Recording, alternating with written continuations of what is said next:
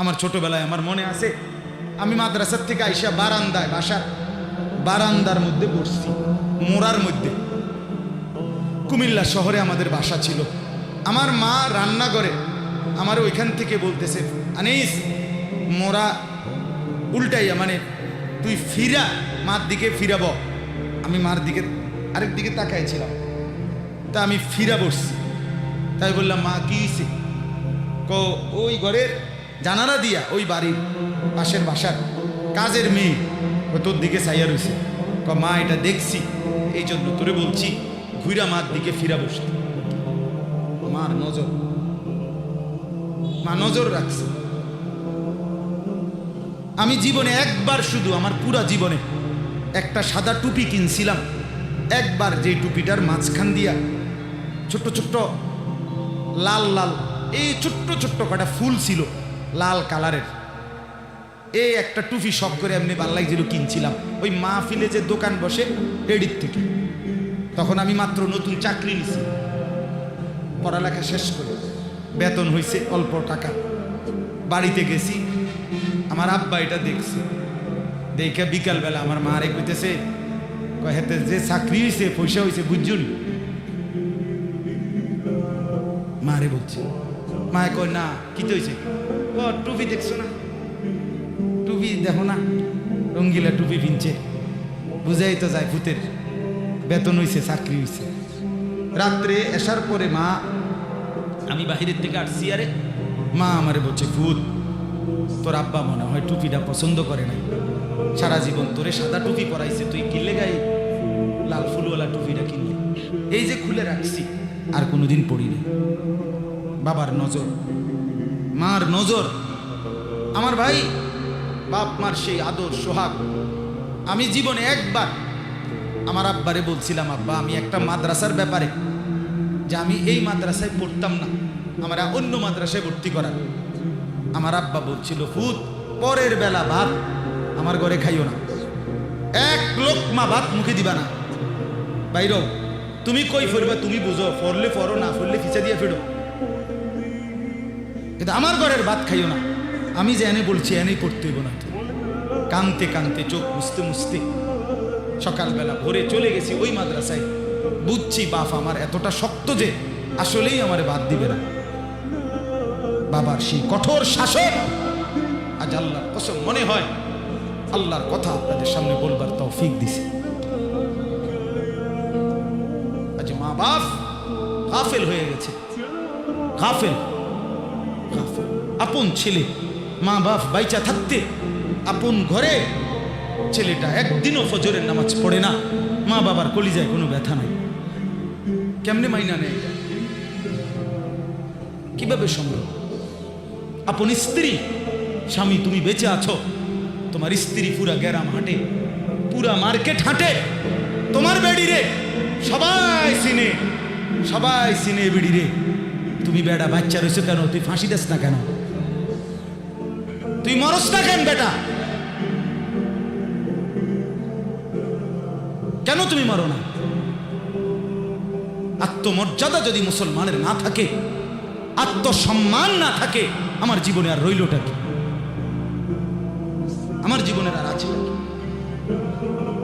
এজন্য ছেলেদেরকে বলি, বাপ দিন শিখো, আল্লাহর কোরআন শিখো, নামাজকে ভালোবাসো, চেহারা সুন্দর হবে, আখলাক সুন্দর হবে, দুনিয়াতেও সুখ মিলবে, আখেরাতেও সুখ মিলবে।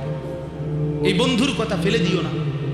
আমি সব সময় বলি যে তোমার ছবি দেখায়, নাচ দেখায়, উলঙ্গ দৃশ্য দেখায়, জিনা ব্যভিচারের রাস্তায় নিয়ে যায়, মদের বোতল তুলে দেয়, ফেন্সিডিলের বোতল তুলে দেয়, ইয়াবার ট্যাবলেট তুলে দেয়, আল্লাহর কসম এটা বন্ধু না, বন্ধু না, এটা শয়তান, ইবলিস, শয়তান, এটা শয়তান, এই হারামি শয়তান। যেই মেয়ে তোমারে বিবাহ বহির্ভূত, যেই মেয়ের সাথে প্রেম করো, এই মেয়ে মেয়ে না, এটা সরাসরি ইবলিস, এটা শয়তান, এটা শয়তান, এটা তোমারে ভালো করবে না। কোরআনে আছে কিয়ামতের দিন অসৎ বন্ধুর কারণে বহু নাফরমান জাহান্নামী পাপী নিজের আঙ্গুল এইভাবে দাঁত দিয়া কামড়াবে, কামড়াইয়া ছিঁড়ে ফেলবে। ইয়াউমা ইয়াআদ্দু যালিমু আলা ইয়াদাইহি, এই আয়াত। দাঁত কামড়াইয়া, আরে আঙ্গুল দাঁত দিয়া কামড়াইয়া ছিঁড়ে ফেলবে আর আফসোস করে বলবে, ইয়া লাইতানি লাম আত্তাখিজ ফুলানান খলিলা, হায় আমার মন্দ কপাল, যদি সেই অসভ্যকে বন্ধু না বানাইতাম। আল্লাহ নবী সাল্লাল্লাহু আলাইহি সাল্লামের চুল মুবারকের মতো চুল রাখবেন কোন দিন? নবী সাল্লাল্লাহু আলাইহি সাল্লামের মতো চেহারা বানাবেন কোন দিন? নবী সাল্লাল্লাহু আলাইহি সাল্লামের মতো পোশাক, সাহাবীদের মতো পোশাক পরবেন কোন দিন? নবী সাল্লাল্লাহু আলাইহি সাল্লাম যেভাবে ঘুমাতেন সেই ঘুমাবেন কোন দিন? নবী সাল্লাল্লাহু আলাইহি ওয়াসাল্লাম যেভাবে স্ত্রী ছেলে মেয়ের সাথে সংসার করতেন সেটা করবেন কোন দিন? নবী সাল্লাল্লাহু আলাইহি সাল্লাম 5 ওয়াক্ত নামাজ পড়তেন, সেটা শুরু করবেন কোন দিন? নবী সাল্লাল্লাহু আলাইহি সাল্লামের স্ত্রী মেয়েরা শতভাগ পর্দা করতেন, সেটা আপনি শুরু করবেন কোন দিন? নবী সাল্লাল্লাহু আলাইহি সাল্লাম আজীবন হালাল খাইতেন, আপনি হালাল খাবেন কোন দিন? সুদ ছাড়বেন কোন দিন? ঘুষ ছাড়বেন কোন দিন? ওজনে কম দেওয়া ছাড়বেন কোন দিন? মিথ্যা বলা ছাড়বেন কোন দিন? নবী সাল্লাল্লাহু আলাইহি ওয়াসাল্লাম ভিন নারীর থেকে নিজেকে হেফাজত করতেন, আপনি নাচ দেখা, গান দেখা, সিনেমা দেখা, নর্তকী দেখা, নাটক দেখা, জিনা করা, ব্যভিচার করা, অসভ্যতা করা, এটা ছাড়বেন কোন দিন? বলেন আমারে। হ্যাঁ, নবীর ভালোবাসা মামুর বাড়ি, হ্যাঁ আপনারা নানার বাড়ি আর মামুর বাড়ি, আপনি ডুল্লা ডুল্লা কইবেন আর নবীর এশক মোহব্বতে আপনি বাসা যাইবেন। চেহারায়, সুরতে, আমলে, আখলাকে জিন্দিগির কোথাও রাসূলুল্লাহ সাহাবীদের তরিকা থাকবে না, আপনি নবী প্রেমিক হবেন, এত বড় মিথ্যা নিজের জন্য ফয়সালা করেন।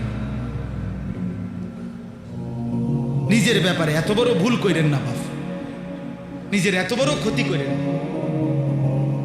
অনুরোধ আমার ছেলেদেরকেও বলি, বাপ এই যৌবন, এই বয়স আল্লাহ তাআলা ইবাদতের জন্য দিয়েছেন।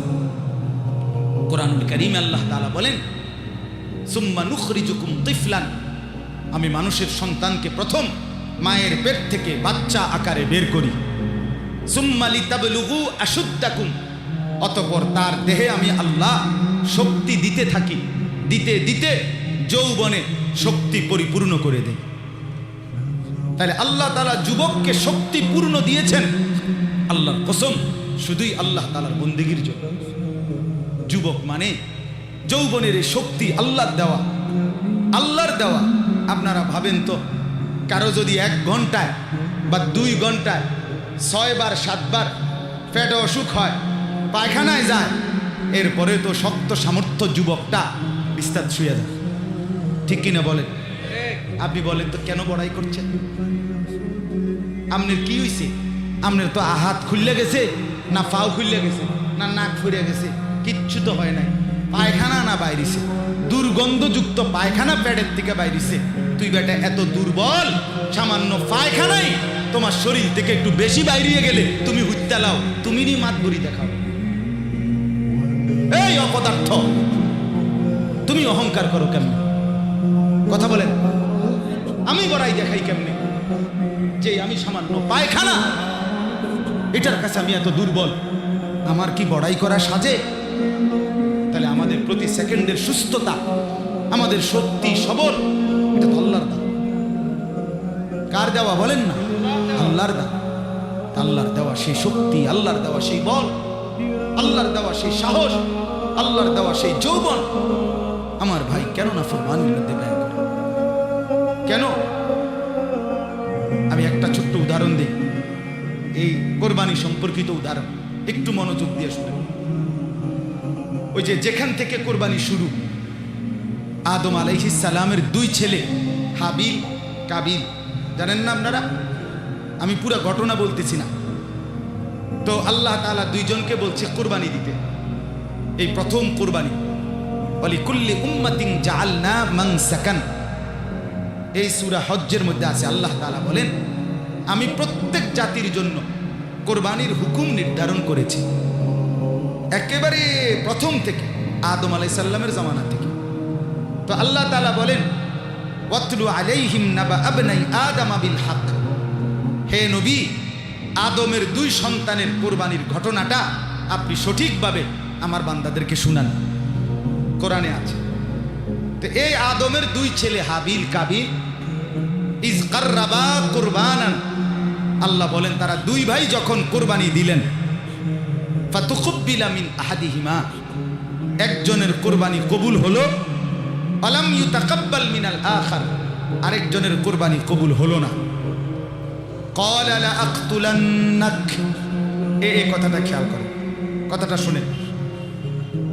যে ভাইয়ের কুরবানি কবুল হয় নাই তার নাম হলো কাবিল, আর যার কুরবানি কবুল হয়েছে তার নাম কি? হাবিল। তো এই কাবিল যার কুরবানি কবুল হয় নাই, সে তার ভাই হাবিলকে বলল লা আকতুলান্নাকা, আমি তোকে মেরেই ফেলব। নাউজ, এই কথাটা একটু খেয়াল করেন। কাবিল বলল আমি তোকে মেরেই ফেলব, হাবিলকে বলছে আমি তোকে মেরে ফেলব। মানে কি? মানে হইল আমি যেই নারীর প্রতি আসক্ত, নারীর লোভ, আমি তোকে মেরে ফেলবো প্রয়োজনে, এরপরও আমি যাকে চাচ্ছি আমি তাকেই বিয়ে করব। মূল কথা হলো এটা, নারীর লোভ কাবিলকে এ কথা বলায় ফেলছে, আমি তোকে মেরে ফেলবো, বিয়ে আমি করবই, আমি এই নারীকেই বিয়ে করব। অথচ এই নারীকে বিয়ে না করতে নিষেধ করছে এক নম্বরে সরাসরি আল্লাহ, কারণ এটা আল্লাহর হুকুম। বিয়ের যেই পদ্ধতিটা আল্লাহ বলছে, কাবিল তার উল্টাটা করছে, চাচ্ছে, তাহলে এটা প্রথম কার হুকুম? দুই নাম্বার, আদম আলাইহিস সালাম উনি একজন নবী কিনা, তাহলে এটা নবীরও হুকুম। তিন নাম্বার, আদম আলাইহিস সালাম এই কাবিলের বাপ কিনা, এটা বাবারও হুকুম। চার নাম্বার, কোরবানি করো দোনোজনে, যারটা কবুল হবে তার সে বিয়ে করবে, এটা হলো আল্লাহর বিধান, মানে শরীয়ত। এটা কি? শরীয়ত। এই কাবিল এই নাফরমান নারীর লোভে সে বলল আমি আল্লাহর হুকুমও মানি না, আমি নবীর হুকুমও মানি না, আমি বাপের কথাও মানি না, আমি শরীয়তও মানি না, আমি এরই বিয়ে। খেয়াল করছেন? নারীর আসক্তি, নারীর লোভ, হারাম প্রেম, হারাম ভালোবাসা তারে কত জঘন্য পরিণতিতে নিয়ে গেছে। সে বলতেছে আমি আল্লাহর হুকুমও মানি না, আমি নবীর হুকুমও মানি না, আমি বাপের হুকুমও মানি না, আমি শরীয়তও মানি না, আমি এরই চাই। এই আজকের যুবক, আজকের নওজোয়ান ছেলে মেয়েদের হালাত এটা। আমি আল্লাহকে মানি না, আমি রসুল মানি না, আমি মা বাবার সম্মান ইজ্জত, বংশের মর্যাদা, গ্রামের ইজ্জত কিচ্ছু মানি না। আমার দরকার আমার মোবাইল, আমার অশ্লীল ছবি, অবৈধ প্রেম, হারাম ভালোবাসা, কোনো মেয়ের সম্পর্ক, জিনা ব্যভিচারের সুযোগ, অশ্লীলতা, বেহায়াপনা, পার্ক, রেস্তোরাঁ, বিনোদন কেন্দ্র, হোটেল মোটেল, অথবা কোনো চিপা গল্লি, অথবা গোপন কোনো অসভ্য জায়গা। আমার দরকার নারী। আমি আল্লাহ মানি না, রসুল মানি না, মা বাপ মানি না, শরীয়ত মানি না, আমি চাই নারীর আসক্তি। এই জন্য যুবক নামাজও পড়ে না, রসুলের বিধানও মানে না, মা বাপের সম্মানের দিকেও খেয়াল করে না, বংশ মর্যাদা, এলাকা, ইজ্জত কিচ্ছু নাই। তার কথা হলো আমার দরকার হলো নারী। নাউজুবিল্লাহ, নাউজুবিল্লাহ।